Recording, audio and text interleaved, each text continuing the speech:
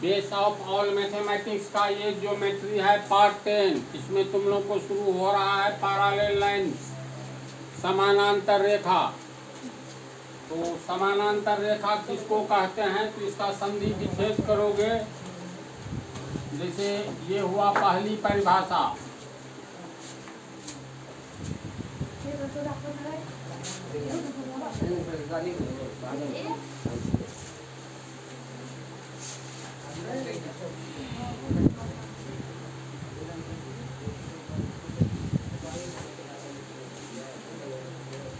समानांतर रेखा को हम लोग दो पार्ट में तोड़ेंगे, अर्थात संधि विच्छेद करेंगे। ये होता है तुमको समान जोड़ अंतर,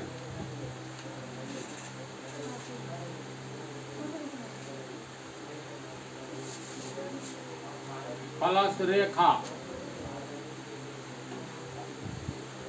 इसका अर्थ हुआ समान अंतर पर चलने वाली रेखा को समानांतर रेखा कहते हैं।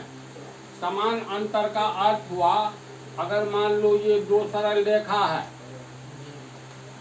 AB और CD, तो दोनों के बीच में समान अंतर होना चाहिए। अर्थात अगर CD और AB के बीच में यहाँ पर मान लो ये 3 मीटर की दूरी है, 3 मीटर का अंतर है, तो सब जगह 3 मीटर का ही अंतर होगा।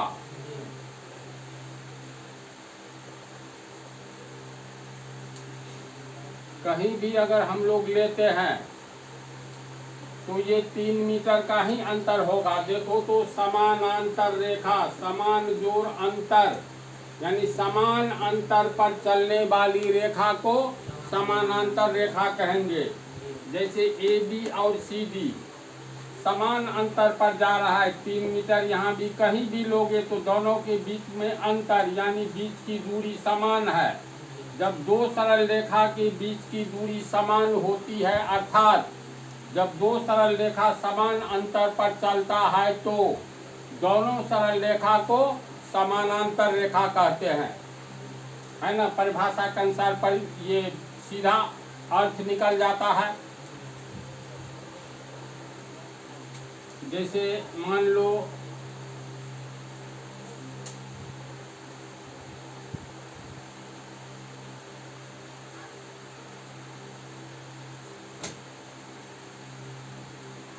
यहाँ पर 3 रेखा है, AB और CD के बीच में मान लेते हैं ये 2 मीटर का अंतर है, M से मीटर, कहीं से भी दूरी लेते हैं तो 2 मीटर का अंतर है।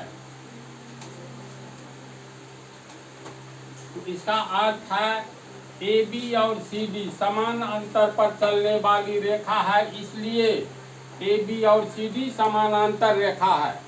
तब सवाल ये भी पैदा होता है EF रेखा CD से कितना दूर है। तो मान लो ये CD से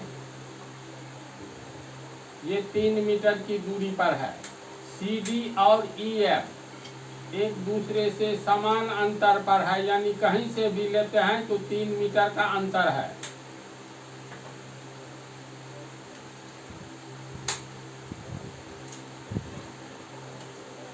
अब ध्यान से देखो, AB और CD के बीच में समान अंतर है, ये 2 मीटर की दूरी पर चल रहा है, तो समान अंतर पर चलने वाली रेखा को समानांतर रेखा कहेंगे।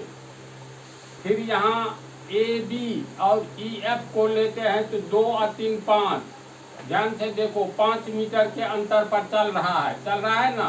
तो AB और EF भी समानांतर रेखा है। अगर EF और CD के बारे में सोचे तो CD और EF 3 मीटर के अंतर पर चल रहा है, तो समान अंतर पर चलने वाली रेखा को समानांतर रेखा कहते हैं। तो यहाँ EF और CD भी समानांतर रेखा है। अब तीनों पर गौर करोगे तो ABCD समान अंतर पर चल रहा है, इसीलिए AB और CD समानांतर रेखा है। लेकिन AB और EF 5 मीटर के अंतर पर चल रहा है, अर्थात समान अंतर पर चल रहा है। तो इसका मतलब AB और EF भी समानांतर रेखा है। AB के समानांतर CD है, AB के समानांतर EF है, फिर CD के समानांतर EF है, समान दूरी पर चल रहा है। तो इस तरह हम लोग कह सकते हैं जब दो या दो से अधिक रेखाएं एक दूसरे से समान अंतर पर चलती है वे सभी रेखाएं समानांतर रेखाएं कही जाती है। समझ रहे हैं बात को। अब ये रेल की पटरी को कई बार तुम लोगों ने देखा होगा। रेल की दो पटरी होती है, दोनों के बीच का अंतर समान होता है। अगर समान नहीं रहे तो एक्सीडेंट हो जाएगा। चक्कों के बीच की दूरी तो फिक्स होती है। यहाँ मान लो 3 मीटर है, यहाँ 2.5 मीटर है, तो एक चक्का पटरी पर दूसरा चक्का नीचे आ जाएगा, गाड़ी एक्सीडेंट हो जाएगी। तो रेलगाड़ी की पटरी समानांतर रेखा का उदाहरण है। गांव घर का सीढ़ी देखा होगा, दो तरह की सीढ़ी होती है। बहुमंजिली इमारत बनाने के लिए ऐसी सीढ़ी होती है। तो ये सीढ़ी समानांतर नहीं है। मान लो ये AB बांस है और CD बांस है। तो देखना बहुमंजिली इमारत मतलब 20 मंजिल 25 मंजिल या 10 मंजिल का इमारत जब बनाया जाता है तो उसमें सीढ़ी ऐसे होती है।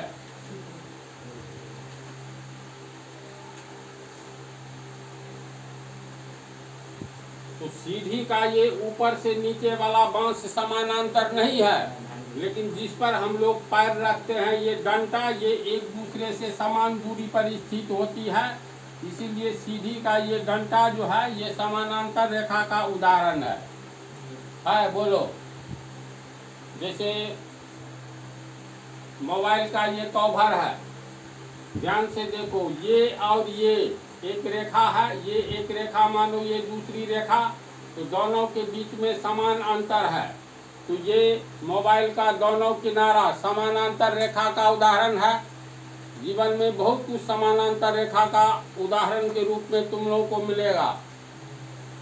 ये बोर्ड है, उसका ऊपरी किनारा देखो, निचली किनारा, दोनों के बीच की दूरी समान है।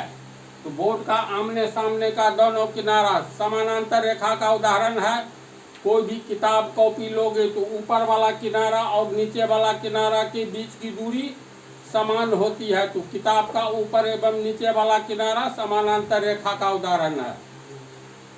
तो समानांतर रेखा का पहली परिभाषा क्या हो गया? समान अंतर पर चलने वाली रेखा को समानांतर रेखा कहते हैं।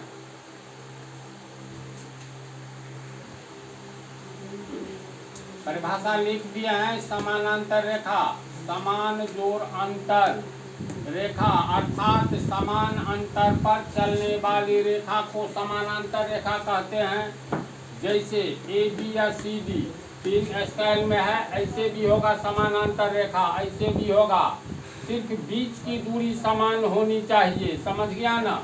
तो चित्र को घुमाओगे, सीधा करोगे तो ऐसे हो जाएगा, इसको तिरछा करोगे तो ऐसे होगा। प्रत्येक स्थिति में तीनों चित्र में देखो 2-2 मीटर के अंतर पर AB एवं CD चल रही है, तो समान अंतर पर चलने वाली रेखा को समानांतर रेखा कहते हैं। ये हुआ तुम लोग को पहली परिभाषा। दूसरी परिभाषा, मान लो दो ऐसी रेखा है, एक हो गया PQ रेखा, दूसरा हो गया RS रेखा।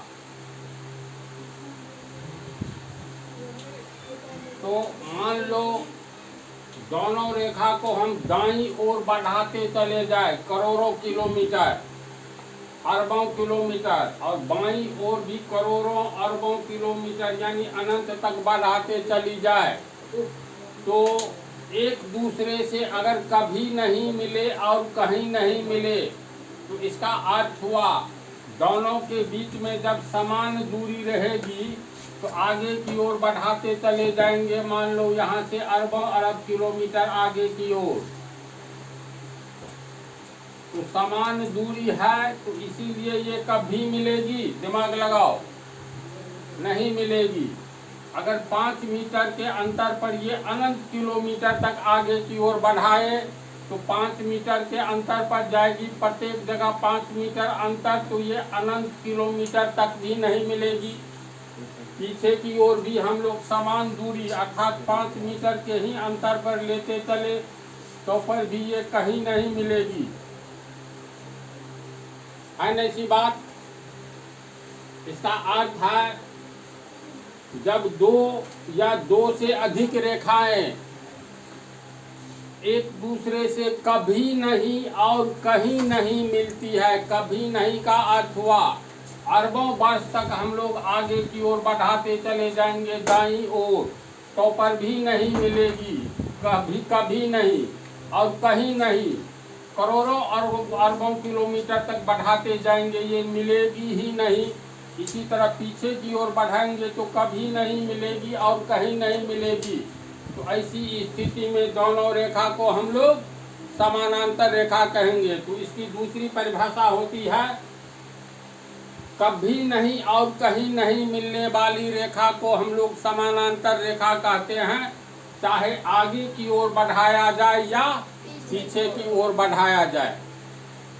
तो कभी नहीं और कहीं नहीं मिलने वाली रेखा को समानांतर रेखा कहेंगे, चाहे वह आगे की ओर बढ़ाया जाए या पीछे की ओर। याद रह जाएगी बात।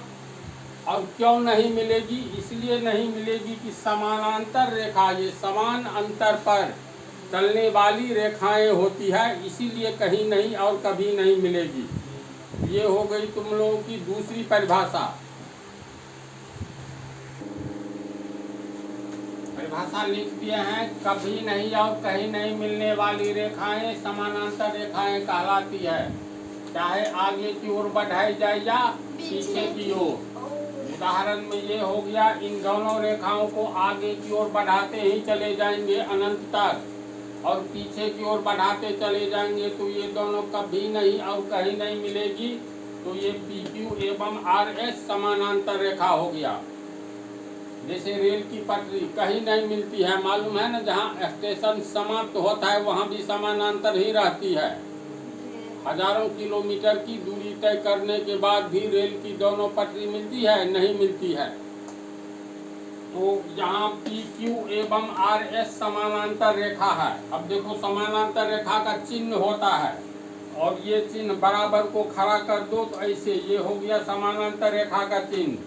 जैसे यहाँ पर PQ और RS समानांतर रेखा है तो हम लोग लिखेंगे यहाँ, मतलब इस चित्र में